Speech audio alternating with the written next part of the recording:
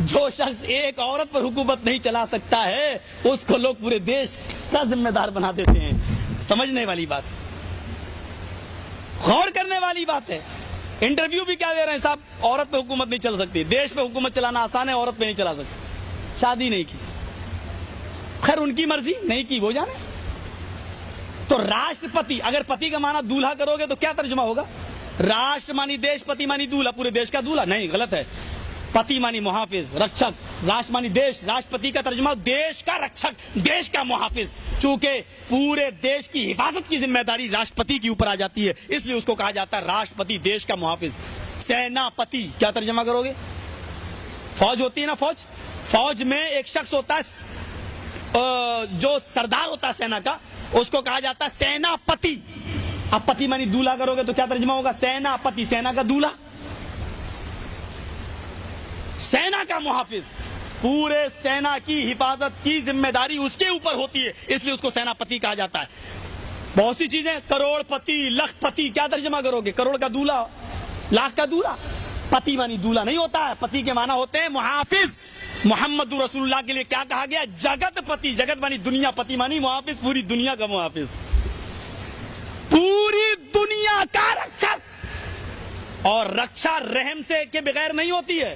ہمارے اندر اگر رحم نہیں ہوگا اور معاف کرنے کا جذبہ نہیں ہوگا تو ہم رکشا نہیں کر سکتے. ہٹلر نے کیا کیا، صدام نے کیا کیا، ہم رکشا نہیں کر سکتے جب تک کہ رحم کا جذبہ نہ ہو. اس لیے اللہ تعالیٰ نے محمد رسول اللہ کو محافظ نہیں بلکہ رحمت کہا ہے، اور پوری دنیا کے لیے رحمت بنایا ہے، اور اس کے لیے عالم کا لفظ استعمال کیا ہے. وما ارسلناک الا رحمتا للعالمین. اے نبی، ہم نے آپ کو ساری کائنات کے لیے رحمت بنا کر بھیجا ہے، کیونکہ رحمت ہوگی تو حفاظت ہوگی. آپ کے اندر رحم و کرم ہے تو آپ حفاظت کر لیں گے. گھوڑا ملے گا براق، ہوا سے بھی تیز رفتار سے باتیں کرے گا. ظاہر بات ہے اس کو براق اسی لیے کہا جاتا ہے، برق مانی بجلی، بجلی سے بھی زیادہ تیز رفتار سے چلنے والا. براق کی طرف اشارہ ہے، معراج کی طرف اشارہ ہے، اسرا اور معراج کی طرف.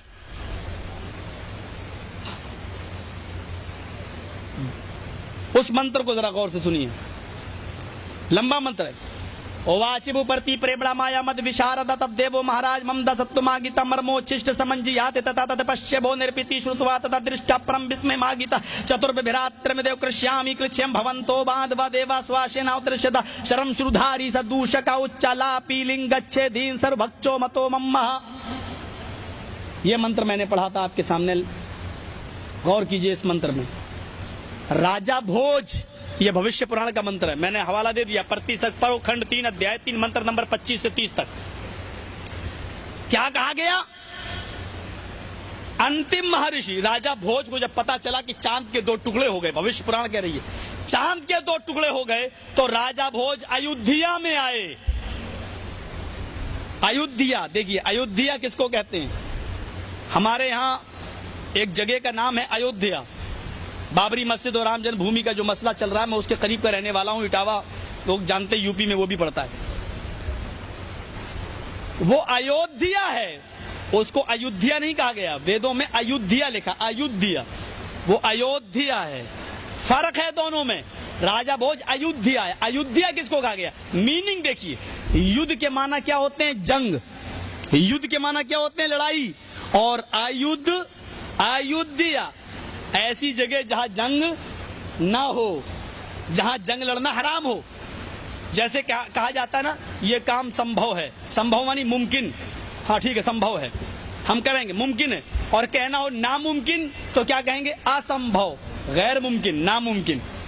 اچت مناسب ہے، یار اچت پیسے لگا لو، اچت. اور انوچت غیر مناسب، نامناسب. آ لگانے سے نا کا معنی پیدا ہوتا ہے. یدھ کے معنی جنگ. ایودھیا ایسی جگہ جہاں جنگ نہ لڑی جائے. اللہ نے ایسی جگہ کو دار السلام کہا ہے. واللہ یہدی الی دار السلام، اللہ تمہاری رہنمائی کرتا ہے دار السلام، سلامتی کے گھر کی. وہ مکہ ہے، مکہ جہاں جنگ لڑنا حرام ہے، جہاں قتال کرنا حرام ہے، جہاں روزانہ فائرنگ ہوتی ہو وہ امن نہیں ہے. جہاں روزانہ دنگے ہوتے ہوں وہ امن، وہ اس کو آپ ایودھیا نہیں کہہ سکتے ہیں، وہ یدھیا ہے، ایودھیا نہیں ہو سکتا. وہ جہاں روزانہ چوری ہو، ڈکیتی ہو، اس کو ایودھیا نہیں کہہ سکتے، یدھیا جنگ والی جگہ.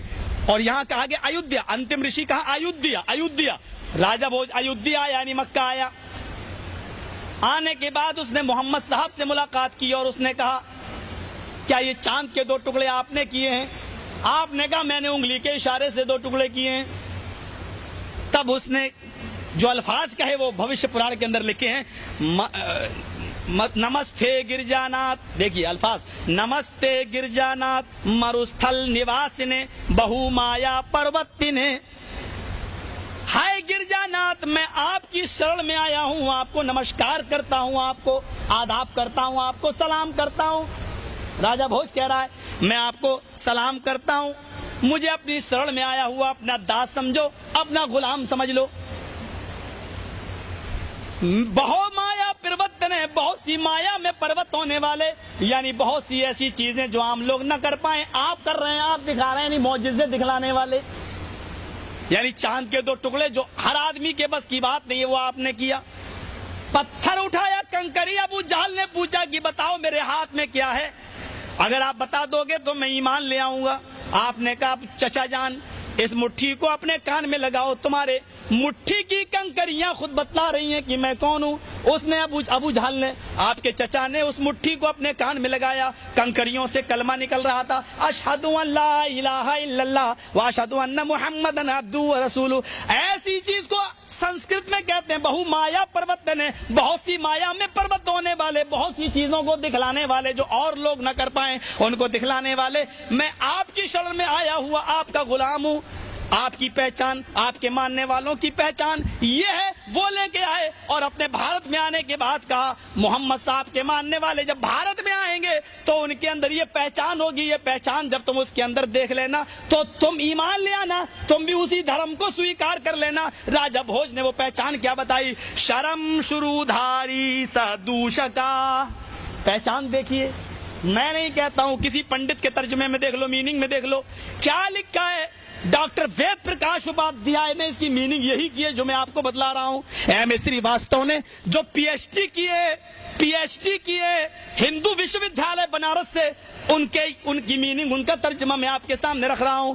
کیا ترجمہ ہے ان کا؟ کہتے ہیں شرم شرودھاری، انتم مہارشی کے کل کی اوتار کے ماننے والے لمبی داڑھی رکھیں گے.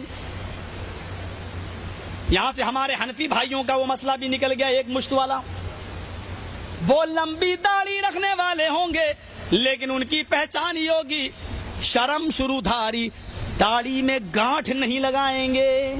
گانٹھ دیکھا کبھی آپ نے؟ انڈیا گئے ہوں گے دیکھا ہوگا آپ نے، ایسے کر لیتے ہیں. بابا رام دیو کو دیکھ لو، سکھوں کو دیکھ لو، ایسے گانٹھ لگا لیتے ہیں اور اس کو سکھا لیتے ہیں، ایسا لگتا ہے جیسے ناریل کا گچھا سا بنا لیتے ہیں، وہ سکھا لیتے ہیں اس کو. تو ان کی پہچان یہ ہوگی محمد. راجہ بھوج بتلا رہے ہیں کہ محمد اور ان کے ساتھیوں کی پہچان کیا ہوگی جب وہ بھارت میں آئیں گے. شرم شرودھاری، داڑھی تو لمبی رکھیں گے لیکن داڑھی میں گانٹھ نہیں لگائیں گے.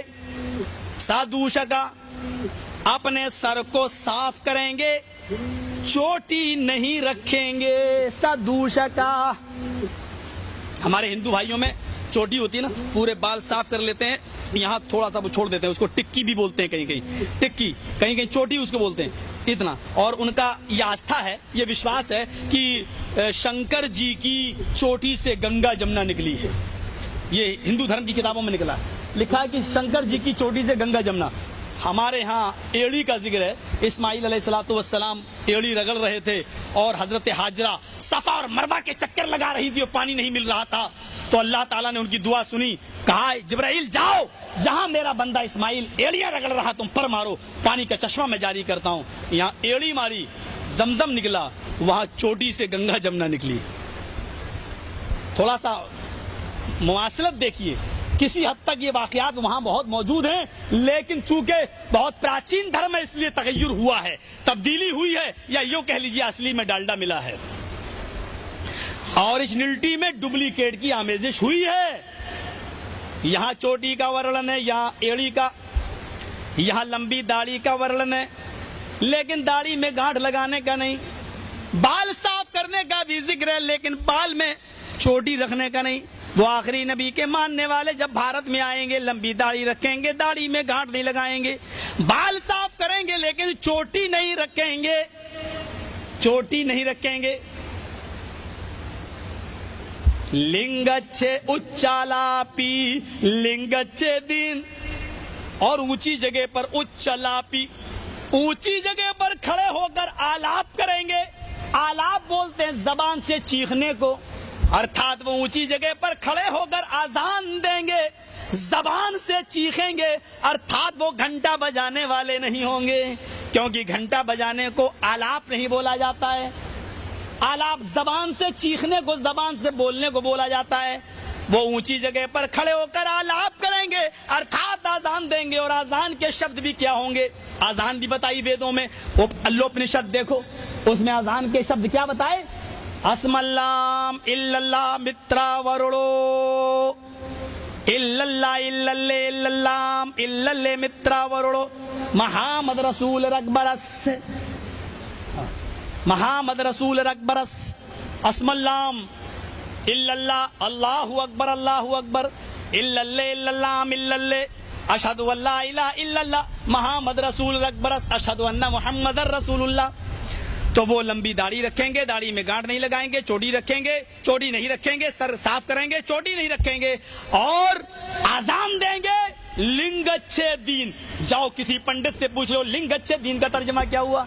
लिंगच्छे दीन, वो अपना खतना कराने वाले होंगे, आखिरी नबी के मानने वाले। आज भी आपकी किताबों में लिखा है आखिरी नबी के मानने वाले खतना भी कराएंगे। खतना, हिंदू भाइयों में भी खतने का जिक्र है, नहीं है तो मैं ये बात नहीं बताऊंगा। आप किसी हिंदू पंडित से यहाँ से फोन पे बात करके देखें, इंडिया नेपाल वगैरह, और पूछें कि अगर खतने का सबूत नहीं है हमारे यहाँ तो ये शिवलिंग की पूजा क्यों होती है, ये शिवलिंग कहाँ से आया। देखो पंडित आपको क्या बताता है, आपको आपकी किताब की हकीकत नहीं बताएगा, बल्कि कहेगा कि छोड़ो ये बहुत पुरानी बात है, इस तरीके की बातें बताएगा। वरना शिवलिंग, पूछो लिंग की पूजा क्यों होती है। लिंग को काटा गया बाकायदा और उसकी पूजा हो रही है, खतना हुआ है और उसकी पूजा हो रही शिवलिंग की। तो वो खतना कराने वाले होंगे।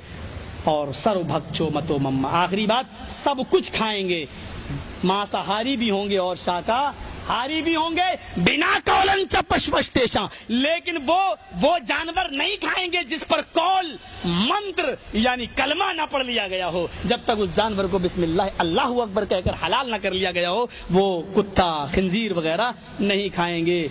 मुसले नेओ, ये शब्द भी मौजूद है, मुसले नेओ संस्कारा, और इनको दुनिया मुसलमान के नाम से याद कर रही होगी। ये किताबें हैं आपकी, और मैंने इस्लाम को आपकी किताबों से, मोहम्मद रसूलुल्लाह को आपकी किताबों से मैंने साबित किया है। मुझे उम्मीद है कि अगर आपको सोचने का, समझने का वक्त है, आप देखें, कैसेट ले जाएं, सुने, और हम प्रार्थना करते हैं ईश्वर से, दुआ करते हैं अल्लाह से कि